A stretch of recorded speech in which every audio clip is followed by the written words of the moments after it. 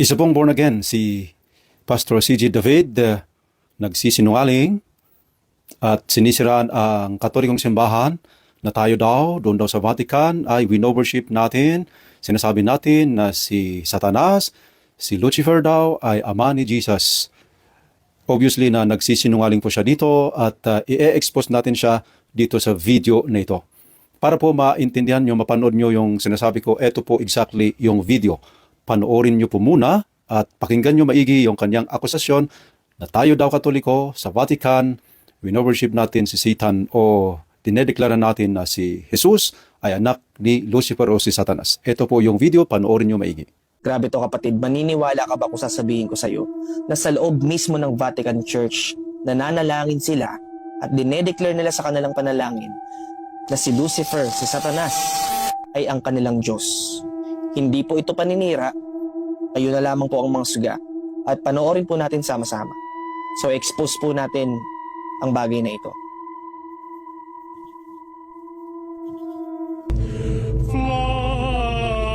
Deus, Lucifer matusinus invenias, ide in quam Lucifer qui nescito casum. Grabe, tumatayo balahibo ko. Tignan nyo yung translation na nasa baba yung translation. At actually, na-research ko din yung Latin word na dinadasal at kung ano yung talagang convert. Tama naman. Ito talaga yung pagkakatranslate sa English. Christus filius tuus, qui regressus ab inferis, humanos generis terrenos ilusit, et tecum vivit et regnat in saecula saeculorum.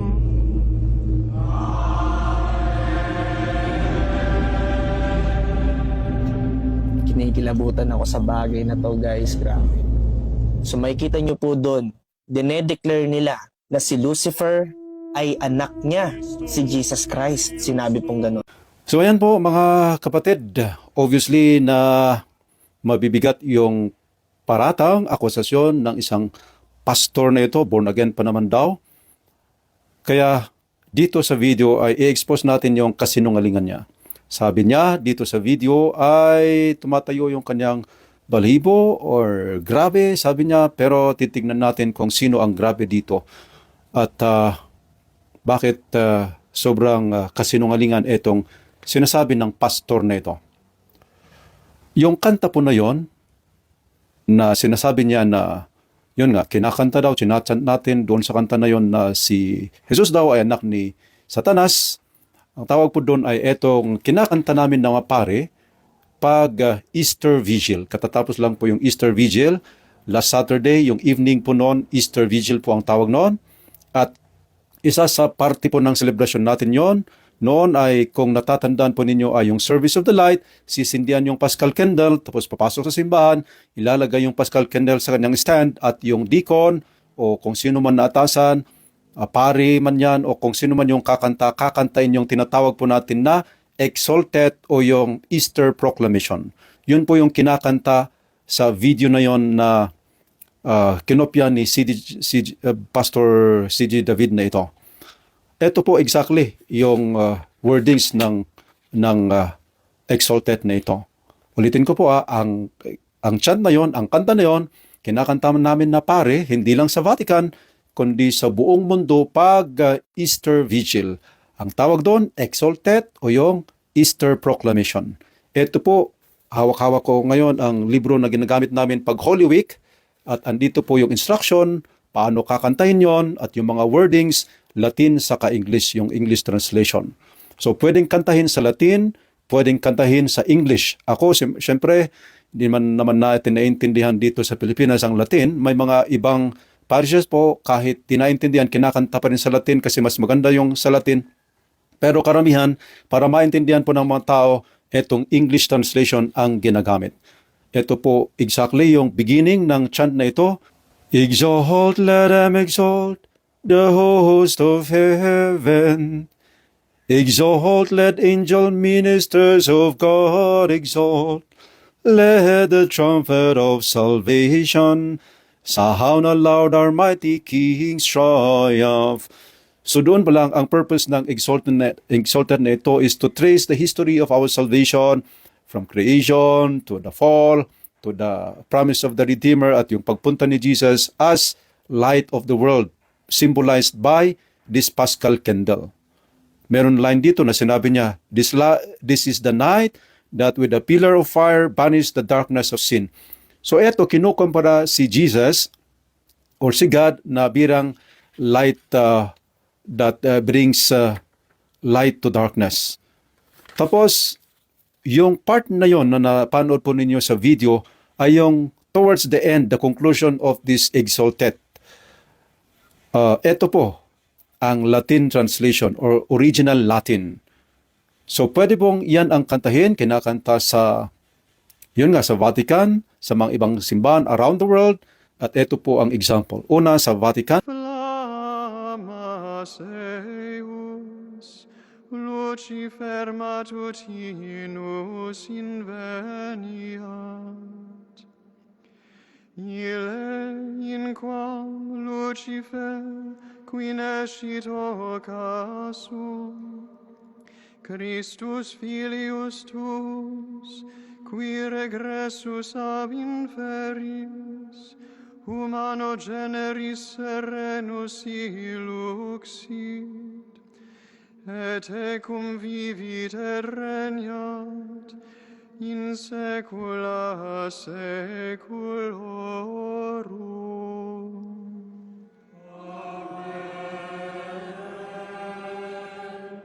At sa ibang parte ng mundo, pwede din pong Latin ang kakantahin. Superni luminaribus miscea atur et flammas, illa eius Lucifer in matutinus inveniat,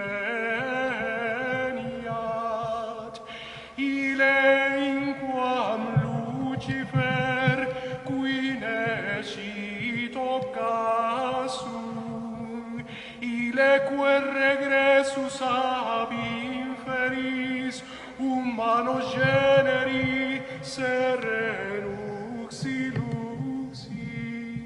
Pag magre-research po kayo, go to the internet at i-search nyo ang original meaning ng Latin na Lucifer, hindi po exactly na si Satanas yun. Ang translation, pag sa Latin hindi yung modern English. Kasi modern English lang, inequate si Satan sa Lucifer. Pero sa Old Latin, sa original talaga na Latin, sabi nga dyan, Lucifer does not necessarily refer to Satan. Pag sa Latin, hindi yon. Kaya sa atin, sa Catholic Church, ang translation, yung old translation ng Lucifer ay eto, morning star, Lucifer matutinus. So yun po ang ibig sabihin ng Lucifer, morning star. Hindi siya si Satanas.